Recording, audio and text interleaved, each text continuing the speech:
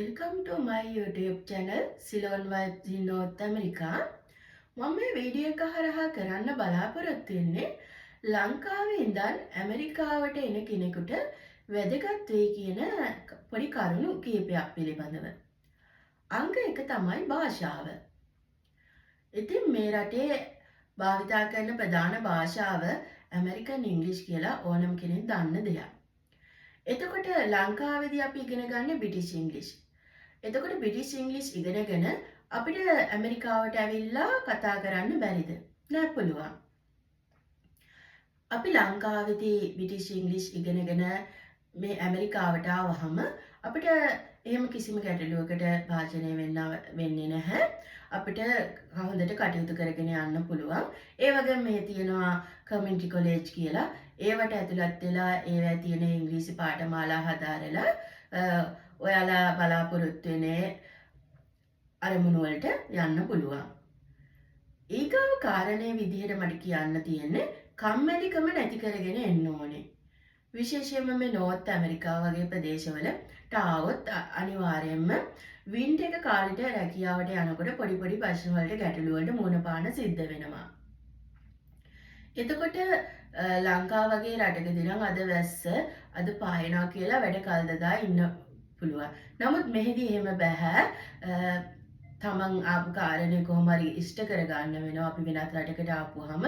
ඒ නිසා අපි කම්මැලිකම නැති කරගෙන හැම දෙයකටම මුහුණ දෙන්න පුළුවන් වෙන විදිහට ශක්තියක් ඇතුව આવොත් ගොඩාක් වැඩ කටයුතු පහසු වෙනවා.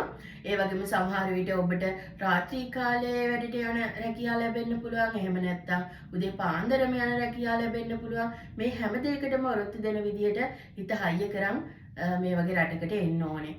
අනිත් කාරණේ විදිහට කල්චරල් ෂොක් එක. ඒ කියන්නේ ඉතින් අපිට ලංකාවේ විදිහටම කන්න, ලංකාවේ විදිහටම අඳින්න, ලංකාවේ විදිහටම යාළුවෝ හම්බ වෙන්න, ඒ වගේ අවස්ථා හම්බ වෙනවා ගොඩාක් අඩුයි. ඉතින් මේ වෙනස් වීමට මූණ දෙන්න පුළුවන් වෙන විදිහට අපි හිත හදාගෙන එන්න ඕනේ. අනිත් කාරණේ විදිහට හෝම් සික් එක කියන එක. ඒ කියන්නේ අපි ලංකාවෙන් මෙහාට ආපු මුල් වකවානුව තුළ මේ හෝම් සික් එක කියන එකට මුහුණ පාන්න සිද්ධ වෙනවා. මොකද අපේ හිතවතුන් හැමදේම අපි මිදිලා තමයි මේ වගේ රටකට එන්නේ. එතකොට ටික කාලයක් යනකම් ඒ හෝම් සික් එකට මුහුණ දෙන්න සිද්ධ වෙනවා. සමහර වෙලාවට සමහරවල් ඩිප්‍රෙෂන් පවා හැදෙන්න පුළුවන්.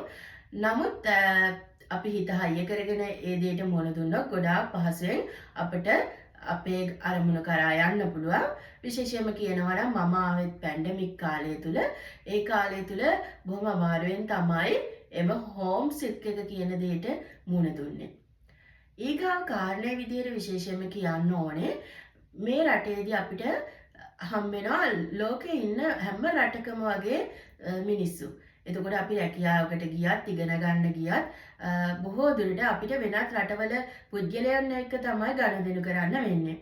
එතකොට අපි මේ පුද්ගලයෝ එක්ක ගනුදෙනු කරනකොට අපි අපේ රටේ අනන්‍යතාවයේ අපේ රටේ ගෞරවය රැකෙන විදිහට අපි වැඩ කටයුතු කරන්න ඕනේ.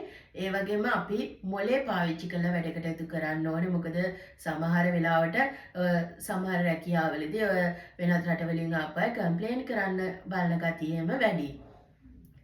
ඊගාව කාරණේ විදිහට ඒ වගේම ලංකාවෙන් මෙහෙට ආපු අය ගැන කටයුතු කරනකොට ඒත් ඒ වගේ අපි මොකද ලංකාවේ විවිධ ප්‍රදේශවලින් විවිධ පුද්ගලයන් පැමිණලා ඉන්නේ. එතකොට ඒ අයත් එක්ක සුහදශීලීව කටයුතු කරොත් හැමෝමත් එක්ක සුහදශීලීව අපිට ජීවිතේ ඉස්සරහට ගෙන යන්න පුළුවන්. ඉතින් මම අද මේ කළ වීඩියෝ එක හරහා පුංචි කරුණු කාරණා ටිකක් පමණයි කිව්වේ. මම බලාපොරොත්තු වෙන ඉදිරියේදී විවිධ කාරණා ඔස්සේ මගේ YouTube channel එක හරහා ඔබ දැනුවත් කරන්න රැඳී සිටින්න මගේ YouTube channel එක Ceylon Vibes in North America.